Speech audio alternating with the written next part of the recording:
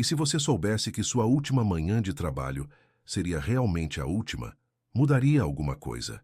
23 de agosto de 1952. O cheiro de óleo diesel e sal marinho impregnava o ar matinal da base naval de Santos quando o comandante José Roberto Silveira subiu a bordo do NE Tamandaré pela última vez. Suas botas militares ecoavam no convés metálico ainda úmido do orvalho paulista, enquanto observava sua tripulação de 47 homens preparar o navio-escola para mais um exercício de rotina. O Tamandaré não era o maior navio da frota brasileira, mas sua elegância cortava as águas com a precisão de uma lâmina.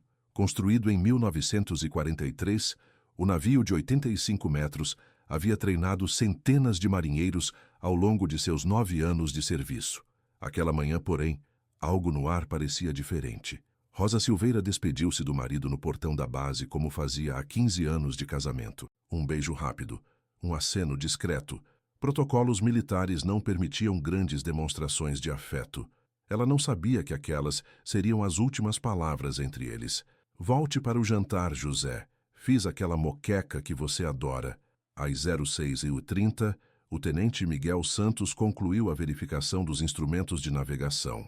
Tudo operando perfeitamente. O sargento Paulo Mendes testou o sistema de comunicação. O rádio funcionava sem interferências. O marinheiro Carlos Ribeiro, de apenas 19 anos, verificou pela última vez os equipamentos de segurança, ajustando os coletes salva-vidas com o cuidado meticuloso de quem ainda levava a sério cada protocolo. O plano era simples: partir de Santos a 07h, navegar até as proximidades da ilha de Alcatrazes, realizar exercícios de manobra com outros 2 navios da frota e retornar ao final da tarde. Uma missão de treinamento rotineira que já havia sido executada dezenas de vezes.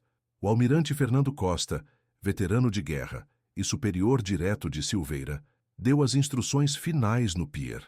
Sua voz grave cortava o ruído dos motores. Exercício Delta 7, comandante.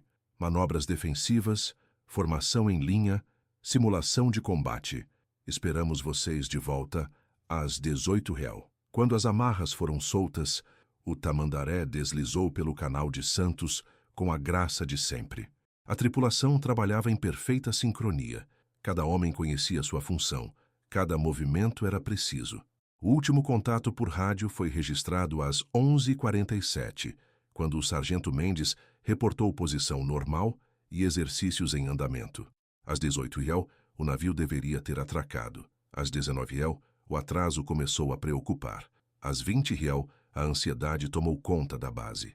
Às 21h, o almirante Costa acionou o protocolo de busca. O Tamandaré e seus 47 tripulantes simplesmente deixaram de existir.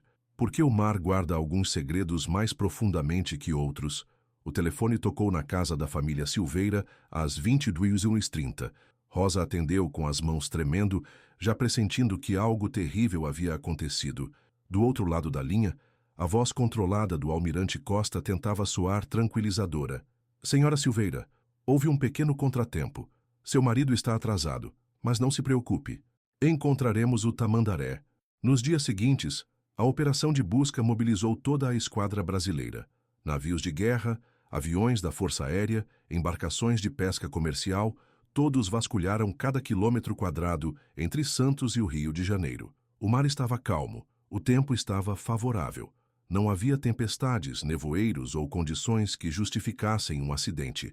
A imprensa nacional transformou o caso em manchete. Mistério no mar. Navio de guerra desaparece sem deixar rastros. Estampava o jornal O Estado de São Paulo. Dezenas de jornalistas cercaram a base naval de Santos, enquanto as famílias dos tripulantes se revezavam em vigília no portão principal. Maria Santos, mãe do tenente Miguel, chegou de Minas Gerais no 3º dia de buscas. Seus olhos inchados de tanto chorar contrastavam com a esperança desesperada em sua voz. Meu filho sabe nadar desde criança. Se o navio afundou, ele conseguiu se salvar. Eu sei que conseguiu. As buscas duraram 3 semanas. Mergulhadores da Marinha exploraram cada recife, cada gruta submarina conhecida. Aviadores sobrevoaram a costa dia e noite. Pescadores locais relataram avistamentos que nunca se confirmaram. Destroços que nunca pertenceram ao Tamandaré foram encontrados, criando esperanças que se desfaziam na análise técnica. Carlos Ribeiro Senhoer, pai do jovem marinheiro, acampou literalmente na praia de Santos. Montou uma barraca na areia e passou meses observando o horizonte com um binóculo velho, convencido de que veria o navio retornar. Os moradores locais começaram a chamá-lo de o homem que espera o mar, e muitos levavam comida e café para ele durante sua vigília interminável. A investigação oficial durou 6 meses. Foram ouvidas centenas de testemunhas, analisadas condições meteorológicas, verificados possíveis defeitos no navio. Teorias surgiram e foram descartadas: sabotagem, deserção coletiva, acidente com submarino estrangeiro, explosão interna. Nenhuma resistiu ao escrutínio dos investigadores. Rosa Silveira envelheceu 10 anos em 6 meses. Seus cabelos escureceram prematuramente. Suas mãos desenvolveram um tremor nervoso que nunca mais a abandonaria. Ela mantinha a casa exatamente como José havia deixado. Sua xícara de café na mesa, seus uniformes passados no armário, seus livros abertos na mesma página. O caso foi oficialmente arquivado em fevereiro de 1953, classificado como acidente naval com causa indeterminada. As famílias receberam pensões por morte presumida. O NE Tamandaré foi riscado dos registros da Marinha. 47 nomes foram gravados em uma placa de bronze no Memorial dos Navegantes. Com o tempo, a dor das famílias transformou-se em uma melancolia silenciosa. As viúvas se reuniam todos os anos no aniversário do desaparecimento, depositando flores no mar. Os filhos dos desaparecidos cresceram ouvindo histórias sobre pais que conheceram apenas através de fotografias amareladas. Décadas passaram. A base naval de Santos foi modernizada. Novos navios, novas tripulações, novas histórias. O mistério do Tamandaré tornou-se lenda urbana entre os marinheiros. Uma história sussurrada nos alojamentos. Um nome que não se pronunciava antes de partir para o mar. Mas o oceano, que havia engolido o navio e seus homens, guardava um segredo que apenas o tempo seria capaz de revelar. 50 anos depois, que verdades podem emergir das águas que pareciam mudas para sempre? Agosto de 2002. Dr. Eduardo Martins ajustou a máscara de mergulho pela 10ª vez, verificando cada equipamento com a meticulosidade de quem passara 2 décadas explorando naufrágios. Aos 45 anos, o biólogo marinho havia descoberto dezenas de embarcações perdidas ao longo da costa brasileira. Mas aquela missão era diferente. Era pessoal. Seu avô paterno, um pescador aposentado de Santos, havia morrido 3 meses antes, deixando entre seus pertences um diário de bordo repleto de anotações estranhas, coordenadas náuticas, observações sobre correntes, esquetes rudimentares de formações rochosas subaquáticas, tudo concentrado em uma área específica, os arredores da ilha de Alcatrazes. Algo grande repousa ali embaixo, dizia uma das últimas anotações do velho pescador. 50 anos guardando o segredo. Metal e sombras onde não deveria haver nada. Eduardo havia tentado ignorar as anotações do avô, atribuindo-as aos devaneios de um homem doente. Mas a precisão das coordenadas e a riqueza dos detalhes técnicos o intrigavam. Decidiu investigar durante uma expedição de rotina para catalogar a vida marinha local. A água estava cristalina quando Eduardo desceu aos 40 metros de profundidade. A temperatura caíra drasticamente e a luz solar filtrada criava uma atmosfera azul acinzentada que sempre o fascinava. Peixes tropicais nadavam em cardumes organizados, indiferentes à presença humana. Foi aos 52 metros que Eduardo viu algo que o fez parar de nadar. Uma estrutura metálica emergia do fundo oceânico como um esqueleto gigantesco. Não era um recife coral. Não era uma formação rochosa natural. Era inequivocamente artificial. Era um navio.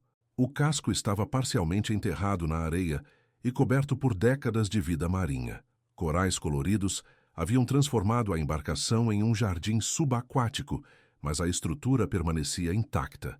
Eduardo nadou ao redor da descoberta, seu coração acelerado pelo impacto do achado. Aos poucos, detalhes começaram a emergir da vegetação aquática, uma torre de comando. canhões ainda em posição, e, na proa, parcialmente visível sob uma camada de sedimentos e cracas, números que fizeram Eduardo ofegar dentro da máscara. NE 247. Eduardo conhecia aqueles números, todo mergulhador brasileiro interessado em história naval conhecia. Eram os números de identificação do lendário NE Tamandaré. Durante 3 horas, Eduardo explorou metodicamente o navio fantasma.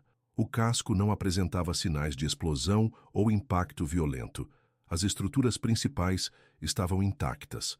Era como se o Tamandaré tivesse simplesmente pousado no fundo do mar e decidido ficar ali. Mas foi dentro da cabine do comandante que Eduardo fez a descoberta mais perturbadora. A porta da cabine estava entreaberta, balançando suavemente com a corrente marinha. Eduardo empurrou-a com cuidado e iluminou o interior com sua lanterna subaquática. Ali, sobre uma mesa que permanecera milagrosamente preservada, estava um objeto que desafiava toda a lógica. Um diário de bordo fechado dentro de uma caixa estanque de metal. A caixa estava selada, sem sinais de vazamento. Dentro dela, Eduardo podia ver, através do vidro reforçado, páginas escritas à mão pareciam estar em perfeito estado de conservação. Eduardo fotografou tudo meticulosamente antes de decidir remover a caixa. Seus movimentos eram cuidadosos, reverentes, como se estivesse mexendo em um altar sagrado. 50 anos de mistério repousavam em suas mãos. Quando finalmente emergiu na superfície, carregando a caixa estanque, Eduardo sabia que sua vida havia mudado para sempre. Ele não era mais apenas um biólogo marinho. Havia se tornado o guardião de um segredo que 47 famílias esperavam descobrir há meio século. Na embarcação de apoio, enquanto removia o equipamento de mergulho, Eduardo olhou mais uma vez para a caixa metálica. Dentro dela, as palavras do comandante José Roberto Silveira aguardavam para contar uma verdade que o mar havia escondido durante décadas. Uma verdade que seria mais chocante do que qualquer teoria já imaginada. A caixa estanque foi aberta na presença de autoridades navais 3 dias após a descoberta.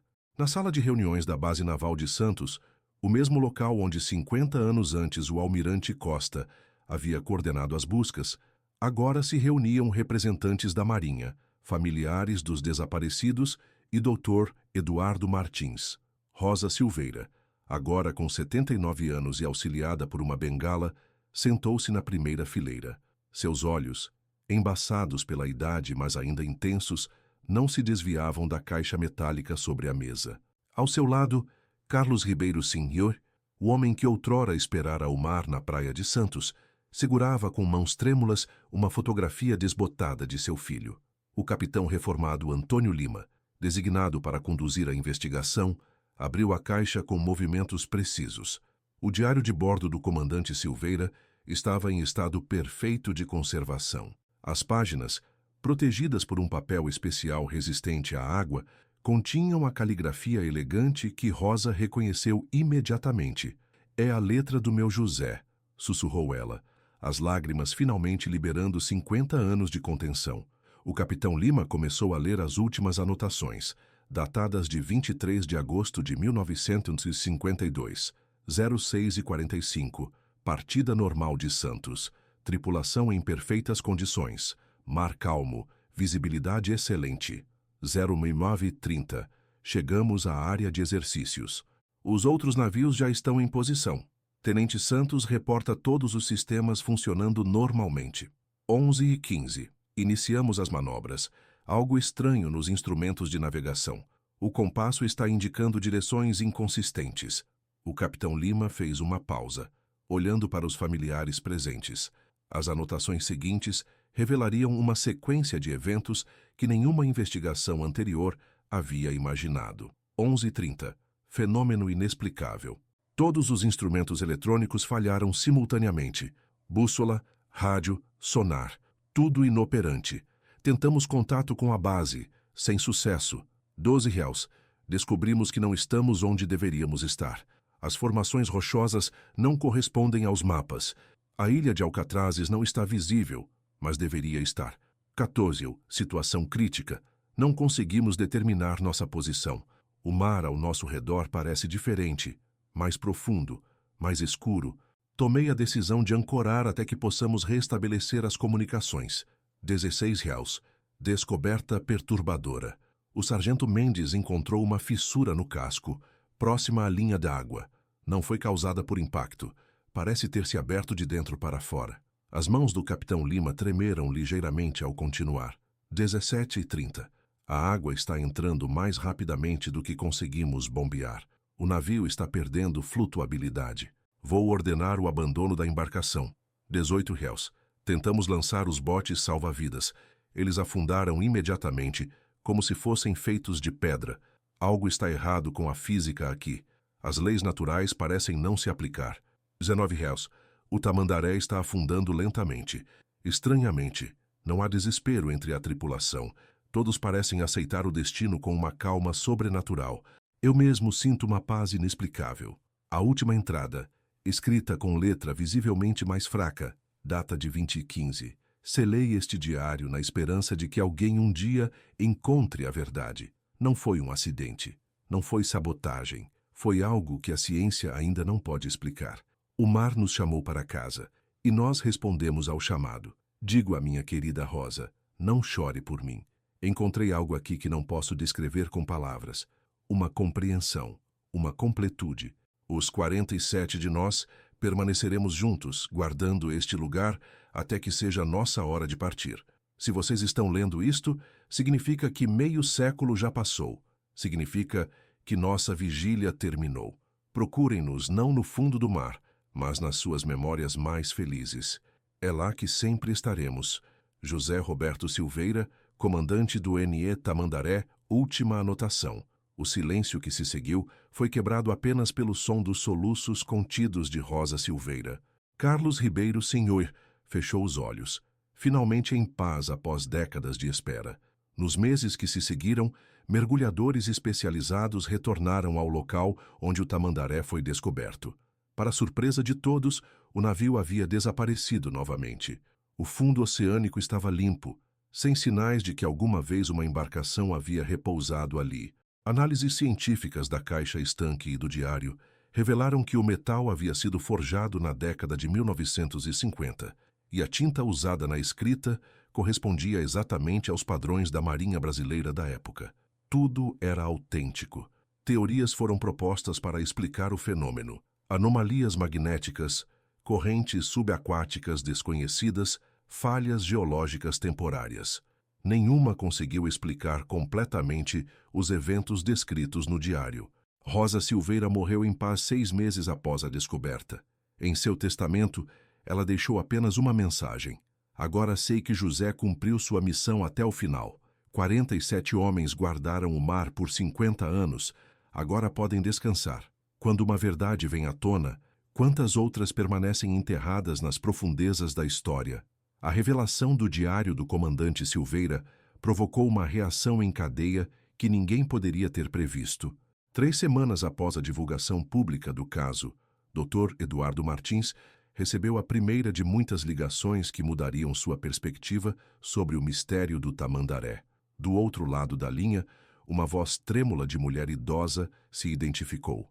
Doutor, meu nome é Helena Vargas. Sou filha do capitão do Porto de Santos em 1952. Meu pai morreu há 20 anos, mas antes de partir, me contou algo sobre aquele dia que nunca esqueci. Eduardo encontrou Helena em sua casa modesta no bairro da Aparecida, em Santos.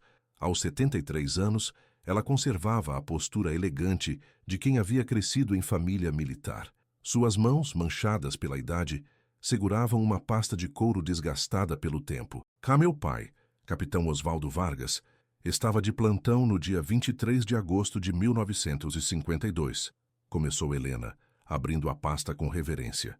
Ele recebeu uma comunicação estranha, às 13h30, cerca de 2 horas depois do último contato oficial com o Tamandaré. Dentro da pasta estavam documentos oficiais amarelados pelo tempo, carimbos da Capitania dos Portos e, surpreendentemente, uma transcrição de comunicação por rádio que nunca havia sido incluída no processo oficial. A transmissão veio de uma frequência que não era do Tamandaré, continuou Helena, sua voz baixando para quase um sussurro. Era uma voz que ninguém reconheceu, mas que sabia detalhes íntimos sobre a missão. A voz dizia: O mar está chamando seus filhos de volta. 47 almas responderam ao chamado. Não procurem onde não devem procurar. Eduardo sentiu um arrepio percorrer sua espinha. O número 47 era exato, o número de tripulantes do Tamandaré. Mas essa informação não havia sido divulgada publicamente na época. Meu pai ordenou que a comunicação fosse classificada imediatamente. Ele temia que causasse pânico entre as famílias e pudesse comprometer as buscas oficiais. Até hoje me pergunto se foi a decisão certa, disse Helena, lágrimas formando-se em seus olhos cansados. Nos dias seguintes, outras pessoas procuraram Eduardo.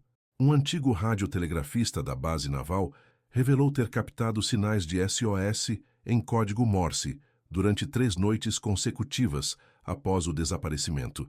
Sinais que vinham das coordenadas exatas onde o navio foi posteriormente encontrado.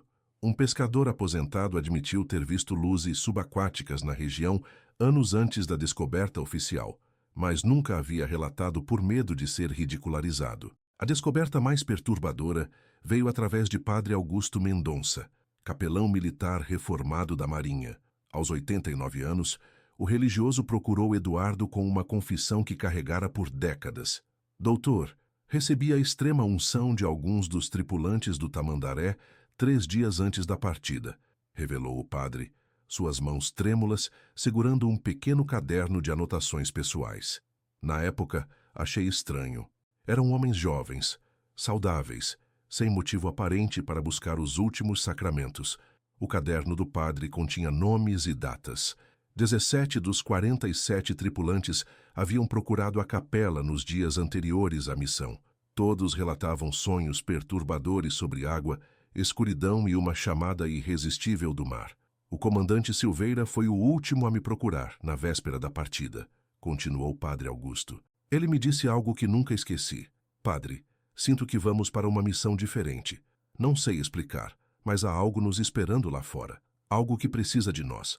Quando perguntei se ele queria cancelar a missão, ele sorriu e disse: Não, padre. Alguns chamados não podem ser ignorados. Eduardo começou a documentar meticulosamente todas essas revelações. Um padrão começou a emergir. O desaparecimento do Tamandaré não havia sido um evento isolado. Havia sinais, premonições, comunicações estranhas que sugeriam que algo maior estava em operação naquele agosto de 1952. A investigação levou Eduardo a arquivos militares desclassificados, onde descobriu que outros navios da Marinha haviam reportado anomalias magnéticas e falhas de instrumentos na mesma região durante as décadas de 1940 e 1950. Embarcações comerciais relatavam comportamentos estranhos da bússola e correntes inexplicáveis nas proximidades da ilha de Alcatrazes. Mas a descoberta mais chocante veio através de um documento encontrado nos arquivos pessoais do falecido almirante Fernando Costa.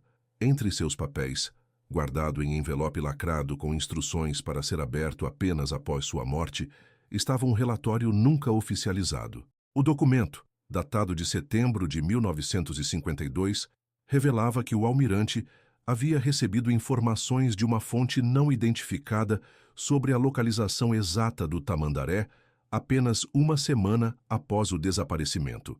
As coordenadas coincidiam perfeitamente com o local onde Eduardo havia encontrado o navio 50 anos depois. O relatório terminava com uma anotação manuscrita do próprio almirante. Recebi ordens superiores para encerrar as buscas e classificar o caso. Há forças em operação que estão além da compreensão militar. Que Deus perdoe minha covardia, mas alguns segredos devem permanecer no fundo do mar. Eduardo percebeu que estava lidando com algo muito maior do que um simples acidente naval. O desaparecimento do Tamandaré havia sido parte de um fenômeno complexo, envolvendo premonições, comunicações misteriosas e até mesmo uma possível conspiração de silêncio por parte das autoridades militares. A pergunta que permanecia era: se tantas pessoas sabiam de algo, por que o silêncio havia durado 50 anos? E mais importante, o que realmente aconteceu com os 47 homens do NE Tamandaré naquela tarde de agosto? Dezembro de 2022, 20 anos após a descoberta, Dr. Eduardo Martins, agora com 65 anos e cabelos completamente grisalhos, caminhava pela praia de Santos, no final de uma tarde ensolarada. Em suas mãos, carregava um exemplar desgastado do livro que havia escrito sobre o caso do Tamandaré, 47 almas, o mistério do N.E. Tamandaré, que se tornara um best-seller nacional e fora traduzido para 8 idiomas. 2 décadas de investigação haviam transformado Eduardo de um simples biólogo marinho em um dos maiores especialistas mundiais em fenômenos navais inexplicados. Universidades internacionais o convidavam para palestras, documentaristas disputavam seus depoimentos e pesquisadores de todo o mundo buscavam suas teorias sobre o que ficou conhecido como o fenômeno Alcatrazes. Mas naquela tarde, Eduardo não estava pensando em fama ou reconhecimento. Estava pensando nas famílias. A maioria dos familiares dos tripulantes do Tamandaré já havia falecido. Rosa Silveira morrera em paz 6 meses após conhecer a verdade sobre o marido. Carlos Ribeiro Sinhoiro vivera mais 5 anos após a descoberta, passando-os contando histórias sobre o filho para qualquer um que quisesse ouvir. Padre Augusto havia partido aos 91 anos, levando consigo outras confissões que preferira manter em segredo. Mas havia uma nova geração interessada na história. Netos e bisnetos dos tripulantes desaparecidos procuravam Eduardo regularmente, buscando conexão com avós que nunca conheceram. Para eles, o Tamandaré não era apenas um mistério naval, era parte de sua identidade familiar. Ana Carolina Silveira, neta de Rosa e do comandante José Roberto, havia se tornado jornalista investigativa especializada em casos históricos não resolvidos. Aos 28 anos, ela carregava a mesma determinação que Eduardo reconhecia nos olhos da avó. Professor Eduardo, ela havia dito em sua última visita, acredito que ainda há mais verdades a serem descobertas. O diário do meu avô pode ter sido apenas o começo. Eduardo sorriu lembrando da conversa. Ana Carolina estava certa. Nos últimos 20 anos, outros casos similares haviam surgido ao redor do mundo. Navios que desapareciam em circunstâncias misteriosas, tripulações que reportavam fenômenos inexplicáveis, comunicações estranhas captadas por estações de rádio. O padrão era sempre o mesmo: desaparecimento súbito, buscas fracassadas e, décadas depois, descobertas que levantavam mais perguntas do que respostas. O caso mais recente havia ocorrido no Triângulo das Bermudas, onde um navio de pesquisa oceanográfica desapareceu durante uma expedição de mapeamento do fundo marinho. 3 anos depois, mergulhadores encontraram a embarcação em perfeito estado de conservação, com todos os equipamentos funcionando, mas sem nenhum sinal da tripulação. Dentro da cabine do comandante, uma caixa estanque continha um diário com relatos quase idênticos aos do comandante Silveira. Eduardo parou de caminhar e olhou para o horizonte, onde o sol se punha sobre o Atlântico. Naquele momento, ele podia quase ver o Tamandaré navegando em direção ao mistério, seus 47 tripulantes cumprindo um destino que transcendia a compreensão humana. Seu telefone vibrou com uma mensagem de texto de Ana Carolina. Professor, encontrei algo nos arquivos da Marinha Argentina, um caso de 1961 que pode estar conectado ao Tamandaré. Podemos conversar amanhã? Eduardo sorriu e digitou de volta. Claro, Ana. A investigação nunca termina realmente. Ao guardar o telefone, Eduardo percebeu que não estava sozinho na praia. Um homem idoso observava o mar a poucos metros de distância, suas roupas simples contrastando com a postura militar inconfundível. Quando o homem se virou, Eduardo reconheceu imediatamente o rosto das fotografias antigas. Era impossível, mas se parecia exatamente com o comandante José Roberto Silveira. Bonita tarde, não é, doutor? Disse o homem, sua voz carregando um sotaque característico do interior paulista. Eduardo sentiu seu coração acelerar. Sim, é uma tarde linda. O homem sorriu e acenou na direção do horizonte. O mar está calmo hoje. Bom para a navegação. Bom para quem precisa encontrar o caminho de casa. Antes que Eduardo pudesse responder, uma onda maior quebrou na praia, espalhando espuma e água salgada. Quando a água recuou, o homem havia desaparecido.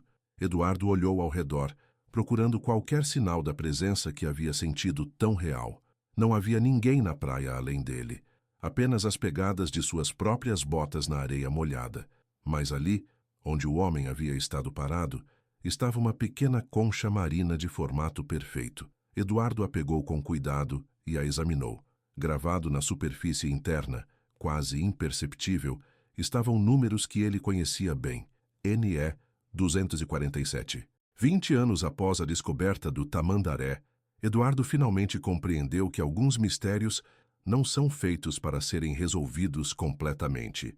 Eles existem para nos lembrar de que o mundo ainda guarda segredos, de que há forças operando além de nossa compreensão e de que algumas histórias continuam sendo escritas muito depois que pensamos que chegaram ao fim.